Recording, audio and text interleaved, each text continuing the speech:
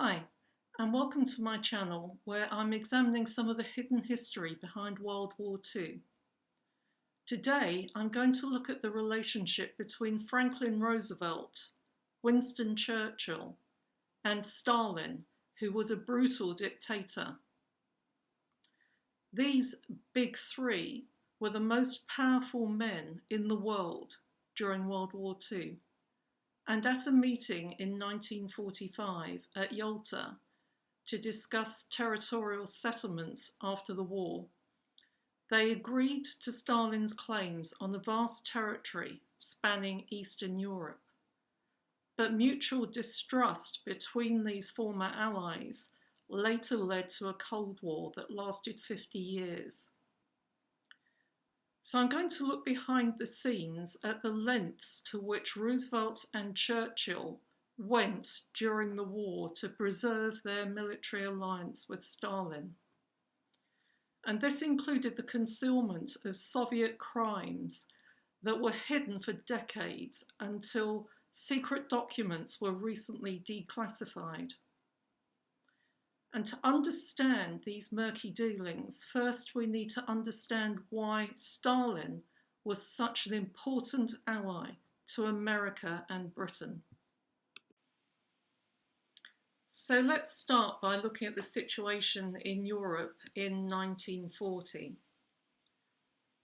So the year previously, in 1939, Hitler and Stalin both had signed a secret pact to invade Poland and split the country in half between them. And at the time of that invasion, it's important to note that Churchill roundly condemned both of these dictators and was very opposed to the annexation of East Poland by the Soviet Union, stating that these lands were acquired by acts of aggression in a shameful collusion with Hitler.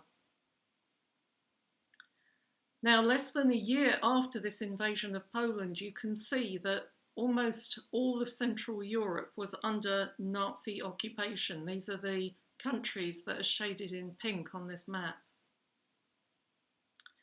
When Poland fell, some of the Polish army managed to evacuate through southeast Poland across the border into Hungary and Romania. And then they travelled across Europe into France, where they joined forces with their allies, Britain and France. And these troops fought together in the defence of France when Germany invaded France in May of 1940. Now, the French government capitulated rather quickly, and at that point, this left Britain in a very exposed and vulnerable position. It now stood alone while all of its European allies had fallen under Nazi control, and it was itself very vulnerable to a German invasion. So the Polish government offered its military support to the British government on the understanding that together the Allies would later liberate Poland together. So the British evacuated the British and Polish troops serving in France back to Britain, and indeed a couple of months later, in July, Germany launched a heavy aerial bombardment on Britain known as the Battle of Britain, in which Polish pilots played a vital role in the defence of Great Britain. Indeed, one of the Polish fighter squadrons scored the highest hit rate of any squadron in the Royal Air Force. Now, as valuable as the Polish military were to Britain, Churchill was going to need many more allies than this in order to be able to defeat Hitler. And the first big alliance that he secured was in early 1941 with the American President Franklin Roosevelt. Roosevelt provided significant aid to Britain under the Lend-Lease Act in the form of aircraft, weapons, ammunition, and raw materials. And in August that year, they met on board a naval ship to agree the terms of their cooperation, setting out their guiding principles in the Atlantic Charter. And I want to draw your attention to two of these clauses in which both statements emphasise their vision for the end of the war, to restore pre-war territorial boundaries and self-governance to any country under enemy occupation. Now note that the Polish troops serving under British command and anyone living in Poland or any other occupied country in Europe for that matter would have been left in no doubt whatsoever that the goal of the American and British allies was to liberate their country. And yet by the end of the war, both these leaders completely disregarded their own charter when it came to East Europe. So why did that happen? Well, the reason that happened is because Roosevelt wasn't the only person Churchill wanted to enlist as an ally. He was going to need boots on the ground in Europe, and a lot of them, in order to defeat Hitler. And the Soviet Union was geographically his most logical ally. It had a huge army of about 5 million soldiers, roughly the same size as Germany's army. And so much as Churchill was ideologically opposed to communism and distrusted Stalin, he was willing to hold his nose about that because Hitler posed a greater threat to Britain than Stalin. Now in 1941, Hitler launched a surprise invasion of the Soviet Union through Poland. And this enabled Churchill to seal a military alliance with Stalin against Hitler. Roosevelt later joined this alliance, supplying Stalin with Lend-Lease aid, just as he had to Britain. And this tripartite alliance gave Roosevelt and Churchill three things which they saw as vital to their war effort. So first and foremost, it dismantled the 1939 Pact of Cooperation between Hitler and Stalin. And Churchill especially was paranoid about the two dictators joining forces against him. Secondly, the large Soviet army would sap Germany's military strength, and that would facilitate the ability of Britain and America to subsequently launch an offensive through France to attack Germany on the Western Front. Thirdly, the Soviet Union was geographically also well placed to help defend American and British interests in the Far East from attack by Japan. Now, at the time, both Roosevelt and Churchill used similar language about being willing to do a deal with the devil, as they saw Stalin, in order to defeat Hitler. And that was exactly what they did when they partnered with him. And as Churchill said himself, the only thing worse than having allies is not having them. Both Roosevelt and Churchill went to considerable lengths to preserve their military alliance with Stalin, and this included covering up his acts of genocide against Poland. I'm going to give you 3 examples when their administrations did so. The first incident came soon after Germany invaded the Soviet Union. And Churchill persuaded Stalin to release some of the Polish prisoners he'd deported to penal camps in Siberia in order to form an army against Hitler. This photograph shows one of the first recruitment centres for these Polish troops, and it was located in Totskoy here in Russia. Outside the building, you can see flying the flags of the United States, Great Britain, the Soviet Union and Poland. Churchill's plan was to evacuate these Polish troops out of the Soviet Union to Iran, which was then under British command. So these troops made a very long journey overland of several thousand miles, crossing the Soviet Union through Kazakhstan, Uzbekistan, and then all the way over to the Caspian Sea, where they boarded ships that took them across to a port called Pahlavi in Iran. Now, the arrival of about 120,000 Polish refugees from the Soviet Union to Iran created a bit of a PR issue for the West, because they were trying to rehabilitate Stalin's image in their public's minds as not being such a brutal dictator, but rather that he was a friendly ally, friendly Uncle Joe. And so how were they going to be able to explain the need to evacuate all of these Polish refugees out of the Soviet Union? Well, the way they did that was to construct completely bogus propaganda that was peddled through newsreels broadcast in Britain and America. And on the right here is an example of one of these newsreels. And the story went that these refugees arriving in Iran were not coming from the Soviet Union. They were leaving Poland, so they were escaping Nazi oppression, not Soviet oppression.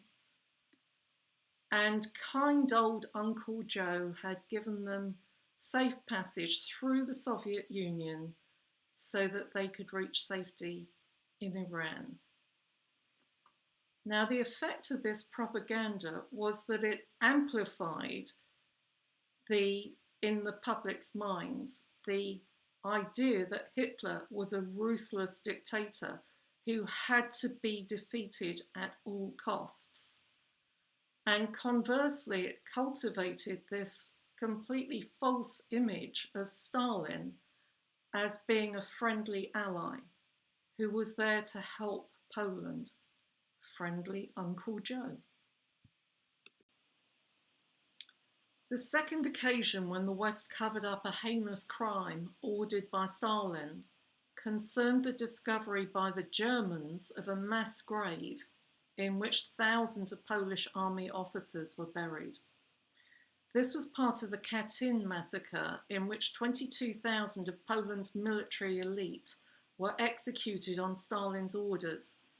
It was an act of genocide because it destroyed Poland's ability to mount an insurrection against enemy occupation. Now, the Germans who discovered the bodies brought a group of American and British prisoners of war to inspect the graves. And these POWs reported back to their respective governments that there was no doubt in their mind that this must have been a Soviet crime, because the dates on letters, diaries, and other documents that were carried in the pockets of the men's uniforms put the time of their death at spring 1940, when the Soviets controlled eastern Poland. Roosevelt also received a detailed memo from Churchill, which was written by the British ambassador to Poland, Owen O'Malley, and this concluded that Katyn was a Soviet crime.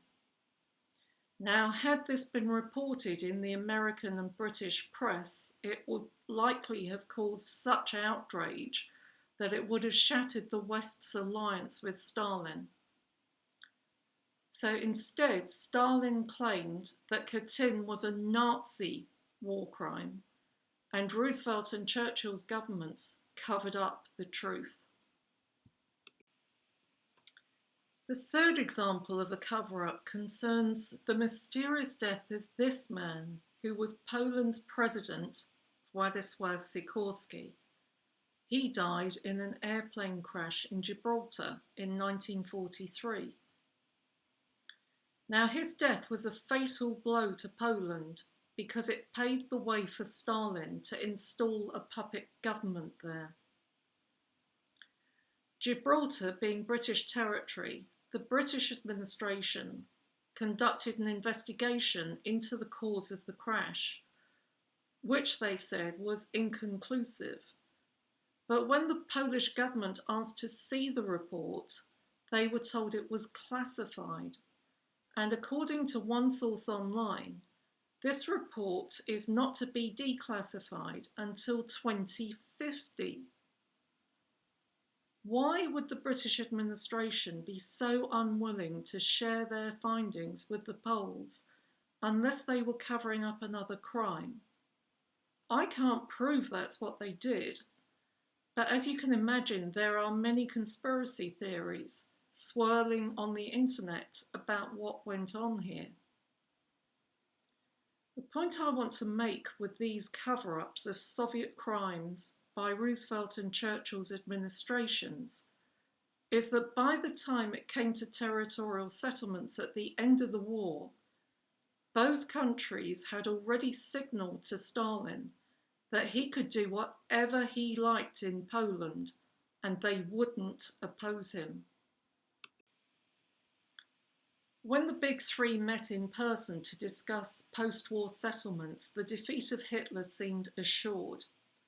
American and British troops were attacking the Germans from the west, and Soviet troops were attacking them from the east. Roosevelt wanted to recognise the importance of Stalin's contribution. Indeed, it was believed that Hitler would not have been defeated without Stalin's help. And moreover, the situation in the Pacific was still precarious, and Roosevelt wanted Stalin to join the war against Japan. He also wanted to bring the Soviet Union into the United Nations. This was an organisation that was his brainchild and was created in order to maintain world peace. Critics blame Roosevelt's appeasement of Stalin for allowing Soviet aggression and expansion into East Europe to go unchallenged. Whilst negotiations between Roosevelt and Stalin were going on in secret, the Polish president who replaced Sikorski, that was this man, Stanisław Mikołajczak, he met with Roosevelt in Washington in 1944. And Mikołajczak found that Roosevelt was very well informed about the importance of preserving the sovereignty of East Poland, and he assured Mikołajczak that he would see to it that Poland will emerge strongly independent from the war. And yet at Yalta, a few months later, Roosevelt approved Stalin's annexation of East Poland. Roosevelt died soon after that meeting, and his promise to Mikołajczak was not honoured. Towards the end of the war, it was clear that America and the Soviet Union were emerging as two superpowers, while the influence of Great Britain was diminishing. By all accounts, Churchill was wary of Stalin, and he also had a particular responsibility to the Polish government, which was based in Britain, and whose military had served under British command in the Allied liberation of Europe. In 1944, Churchill met with General Władysław Anders. He was the commander of the Polish Second Corps in Italy, and this was the army that had been formed from the prisoners who were released from the Soviet Gulag. And all of these men detested Stalin, with good reason. Churchill reassured Anders about Poland, signalling that any territory surrendered in East Poland would be amply compensated with better territories in the West, which would be taken from Germany. "You must trust us," Churchill told him. "Great Britain entered this war in defence of the principle of your independence, and I can assure you that we will never desert you." At the Yalta meeting, although Churchill agreed to cede East Poland to the Soviet Union, he insisted that democratic elections must be held in West Poland. Now, in the event, those elections took place, but they were far from democratic, and Stalin simply installed a puppet government that was loyal to him. Now, at the end of the war, Churchill was very concerned about this Soviet expansionism into East Europe, because in his mind, this left the rest of Europe vulnerable to a potential future invasion. So even as Central Europe was celebrating its liberation from Nazi control, Churchill was considering a military intervention to liberate Poland from the Soviets. And this was a top secret plan, codenamed Operation Unthinkable, that was only declassified in 1998. And what Churchill had envisaged was that British, American and Polish troops that were stationed on occupation duties in Germany at that time would cross over into Poland and would take on Soviet troops here and push them back to the new territorial border. Now, unfortunately, this plan never got off the ground because Churchill was unable to secure the backing of the Americans to participate in this operation. And indeed, his own chiefs of staff considered that the plan was unfeasible because even if the Allies succeeded in pushing the Soviets back, Stalin would have been able to simply move back in to that occupied territory at any time of his own choosing in the future. Soon after this, Churchill was voted out of office, and that left Stalin a free hand to install a puppet government in West Poland unopposed. So this is the story of how Poland and all of East Europe fell under oppressive communist dictatorships until the Soviet Union collapsed in 1991. And the many Soviet crimes against Polish and other citizens have never been prosecuted. If you've learned something from what I've said, please give me a like below and subscribe to my channel so you can check out my other videos.